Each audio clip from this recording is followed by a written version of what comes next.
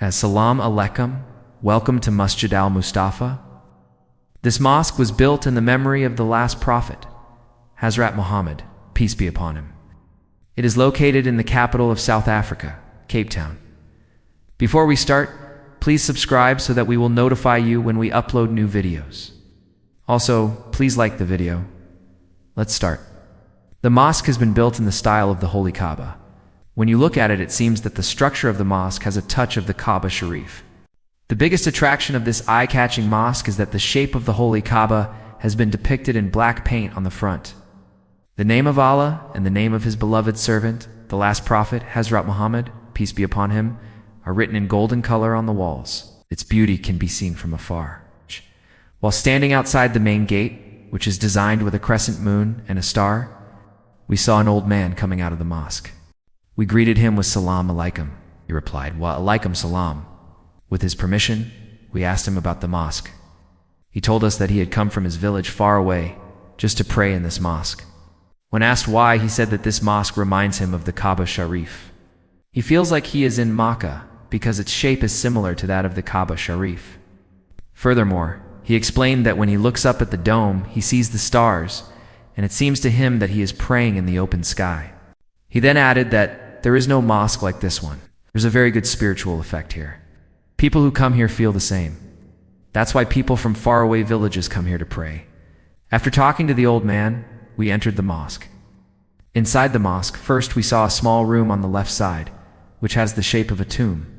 We went to the tomb and saw the names written on the wall: Hazrat Abu Bakr Siddiq, Hazrat Umar Farooq, Hazrat Usman Ghani, and Hazrat Ali Radiallahu Anhum. These were the first 4 rightly guided caliphs of Islam after the Prophet Muhammad, peace be upon them. Then we saw another room where a group of people were sitting and reading the Quran. Further inside, we saw a big hall. On the right side of the hall, we saw the ablution area. We took off our shoes and stepped into the ablution area. In this place, we made wudu, like the way Muslims make wudu before saying their prayers. When we came out of the ablution area, we looked back at the entrance and saw this beautiful view. The light coming through the window in the dome illuminated the floor. We walked towards the main area of the mosque. As we moved forward, we noticed several benches placed in the prayer rows, which is not seen in any other mosque. When we entered the main hall of the mosque, we saw many people sitting and reciting the Quran. We greeted them with Salam Alaikum.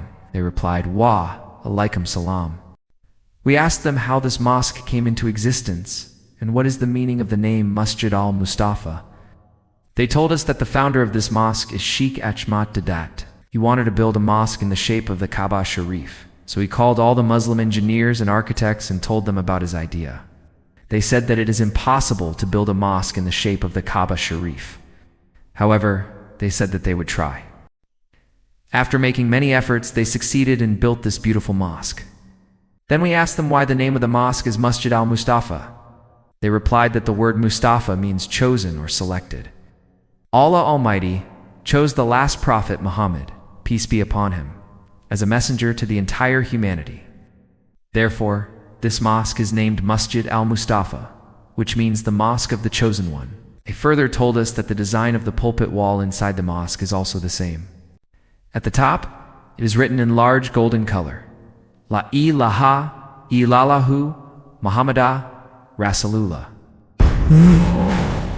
We talked to the caretakers of the mosque. They told us that this mosque was built in the year 1974. Every Friday, a lot of Muslims come here to pray. On ordinary days, around 2,000 to 3,000 Muslims come here to pray. But on Fridays, 10,000 Muslims gather here. Because of its resemblance to the Kaaba Sharif, this mosque is known as the second Kaaba among the Muslims of South Africa. After spending some time, we left the mosque and went to the surrounding area. Over there, we saw a graveyard where many great scholars of Islam are buried. Nice. We visited the graves of some scholars and prayed for them. When we returned home, we thought about the experience we had in the mosque. The interior of the mosque is very simple. It does not have any kind of luxury or extravagance. The only thing that attracts the eyes is the dome, which resembles the open sky. When a person prays in this mosque, it seems as if he is praying in the open sky.